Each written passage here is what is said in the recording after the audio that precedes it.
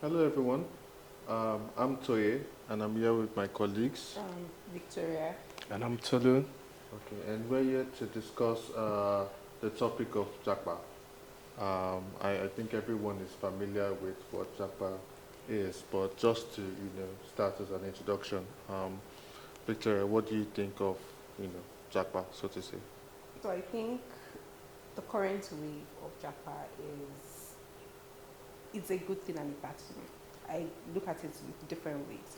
But my personal opinion is I am fully in support of Japa. I see myself Mm, in the near future mm, living for a better mm, life essentially. mm, Um, mm, That's interesting. I mean, although, yeah, I hear you when you say Japa is a good thing. However, I'm not in support of Japa, and I don't see myself Japaing anytime soon. why? What's your reason? Well, I mean, for various reasons, I'll talk in terms of maybe age. That's one factor for me. Two, I mean, prospects of investing and getting better use on my investment, and the value for the currency itself. Although you might look at Nigeria as having a low valued currency, but in real terms, if you compare our economy to other economies, you realize that we still have a better purchasing power than most other economies. I'm guessing that in this case, then there is probably like a generational shift or generational difference between maybe millennials and then maybe younger millennials and maybe Gen Z as well when it comes to the topic of Japa. I guess that maybe, you mentioned age, so perhaps maybe you are more skeptical about living at this point in your life, and whereas maybe Victoria, my colleague, is more optimistic about her own future, so to say, if if she leaves the country, right? Um, I guess the next question would be, do you then think of it as, obviously you think of it as a blessing rather than a curse, right? And Yeah. you, I'm guessing that your position is that you see it as more of a curse. If you could Yes. just perhaps elucidate on why you think of it as a blessing. Okay, so as a blessing, why I think about it as a blessing, and if you look at in terms of, I think if you take like a top approach or like an overview approach to how it's a blessing to Nigeria is, if you look at in terms of diaspora remittances, in terms of economic growth, you would see that over the last years that diaspora remittance, essentially our foreign inflow is majorly dependent on mostly diaspora remittances currently, especially with the whole climate, with our whole current climate where you have our decline, oil price declines, our revenues from other export sources also declining. You would see that we are slowly being dependent on diaspora remittances. So imagine a case where I leave the country and obviously have families here Mm, and I'm sending them money. In one way or another, I am contributing to the economic growth. mm, Then you also look at the part of skilled acquisition. mm, So you have a situation whereby I leave the country, get a better education. Um, in any country, essentially, any Western country, I get a better education, and then I have a situation where I have to come back to Nigeria to provide some services, mm, and you would notice that I am better skilled and I'm better positioned at delivering some of the services, mm, essentially. mm. So I think that is why I see it as a blessing Okay, more than a okay. curse. And Tolu, Okay, what do you? so I hear you when you say that Japa is a blessing.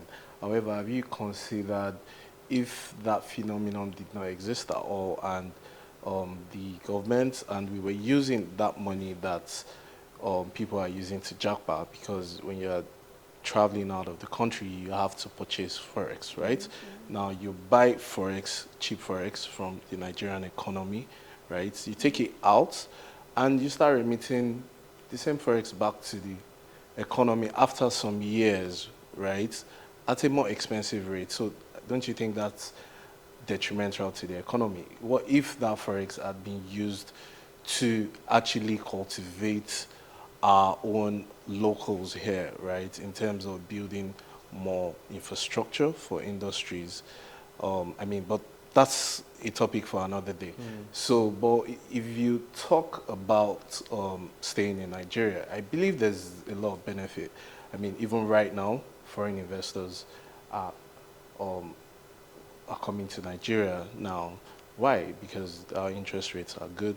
I mean, mutual fund investments, you can get as high as 18%. Currently in emerging Africa, the asset management offers about 18% on their investment. There are other What, investments like balanced what are treasury diversity. bills doing right now? So currently, treasury bills are about 28% yield and 20.7% discount.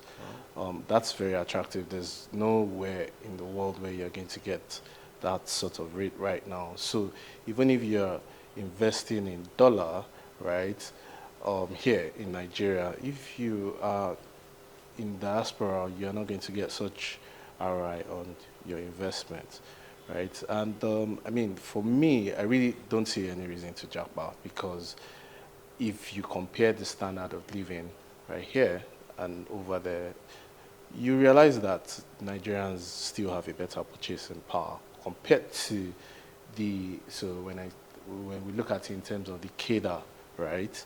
An exec in America to an exec here in Nigeria, right? One earns about maybe $70,000, $80,000 a year. The other one earns about maybe 12 million naira a year, right? How much is rent, right? How much do you pay on taxes? How much do you pay on feeding? I mean, if you discipline yourself properly in Nigeria, you realize that you could still get to save a substantial amount of your salary, right? And invest it in high yielding instruments. But if you're living abroad, and I mean, I know people that earn $80,000 and cannot even pay their own flight tickets to come back to Nigeria to spend 2 weeks or 3 weeks. So, as much as it might make sense to travel in the short term, you realize that in the long term, right, those that are able to endure and grow here in Nigeria would be better off.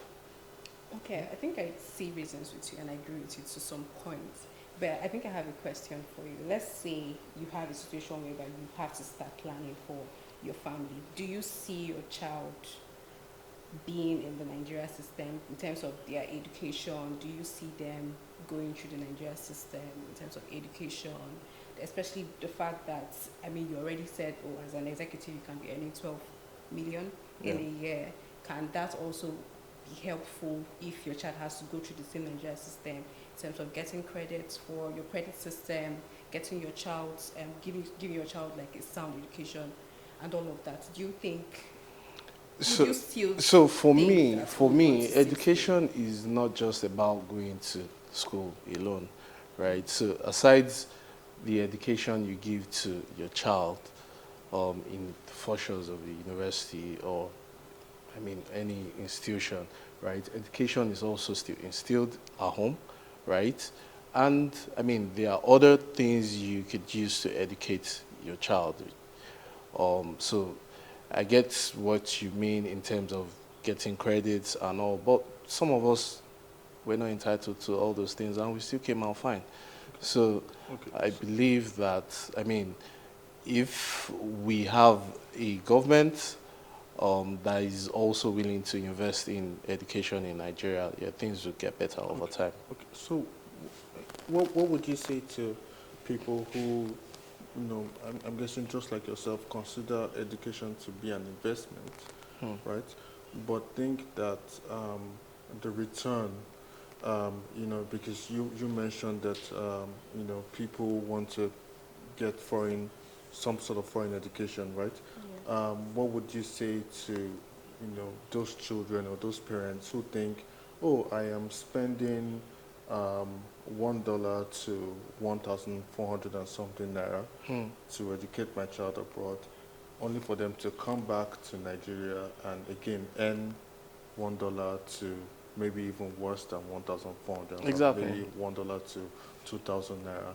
Do you think that do you in, do you think that's a sound investment? And do you think what would be your response to someone who feels that it doesn't make sense for me to educate my child abroad only for them to come back and then earn, devalued naira?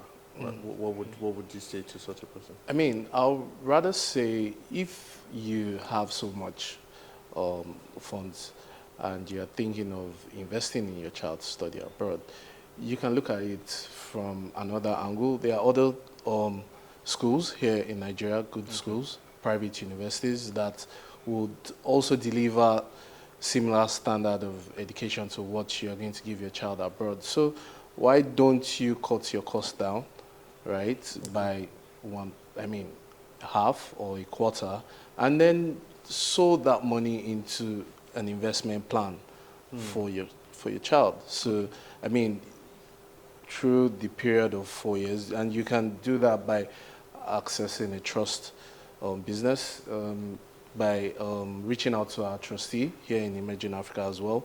So we can manage that fund for you. And I mean, in 4 years' time or 5 years' time, when your child is out of uni, and let's even assume that there's no job, he already has, Something. I mean, something on ground that he can work with. Trust me, if you compound and you invest properly for 5 years, you'll be amazed by what the return will be. Okay. Okay. Fair enough. Victor, do you have any questions? Not necessarily a question, more like a counter to what you just said. Okay. So he mentioned getting skilled knowledge in the Western world and then coming back to Nigeria to earn.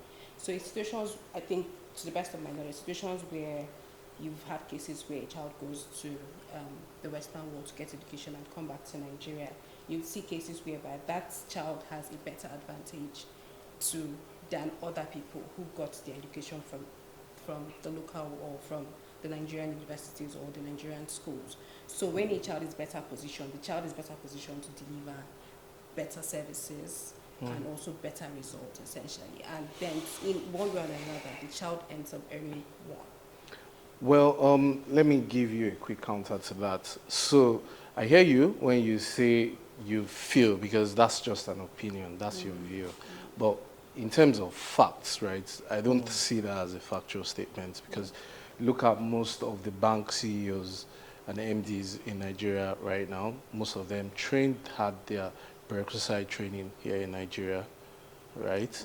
Our CEO in Emerging Africa, Dr. Toyin Soni, schooled in Obafemi Awolowo University, and so many other CEOs around Nigeria. So, I mean, if you're talking about basic education, which is secondary and university, undergraduate education, I see no reason why anybody should look at such education as an investment for their child overseas, because I believe that, I mean, Nigerian universities can also deliver quality on some of this stuff.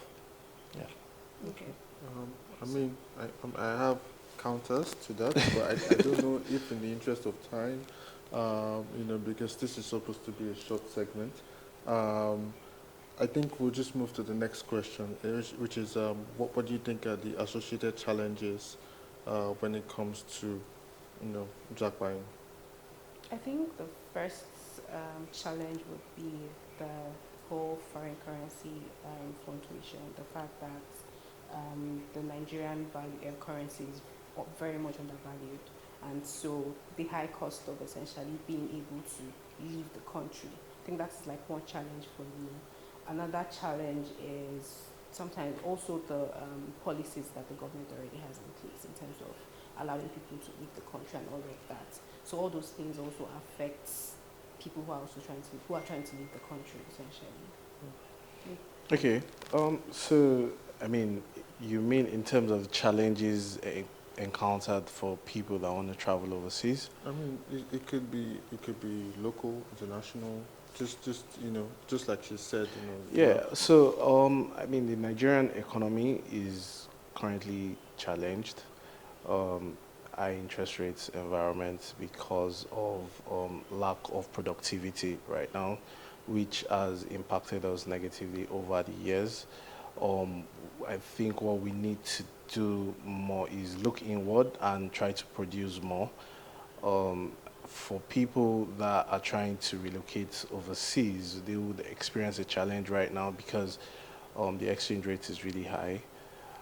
So you really need to earn so much, and that's why I ask myself, like, if you have so much money, Then why? why do you want to leave the country? You can look at other things. Right now, food insecurity is a thing in Nigeria, right? So investing in a farm would make a lot of sense right now over a period of time. I mean, so you might also look at it like, oh, maybe Nigeria is not secured. But there are some secured clusters where you can invest around the country. So we should look at farming, we should look more into production internally rather than importing finished goods from abroad. We should also encourage our people to school more here. If you have so much money, then you can pay tuition in private universities rather than going abroad. You get similar um, decent quality of education in Nigeria here as well. So that's my view. I Thank think you. I'll just speak on the flip side, which is the pros of um, having people leave the country essentially. So on the flip side, if we can, or the government can look at explore an option whereby the diaspora remittances are converted into long-term investments in Nigeria. So they could maybe come up with some kind of policies that would ensure that some of these remittances You are mean like converted. bonds? Yeah, so maybe some of them come in as FDI, either as FDIs or even as FPIs. It depends as for either foreign direct investments or foreign portfolio investments. So it's still down to. So if you look at it in one way or another, it's still a positive to Yeah, the it is. economy. It is, and So I believe such arrangements currently exist in Nigeria, but maybe people need to be more enlightened about how they can go about it.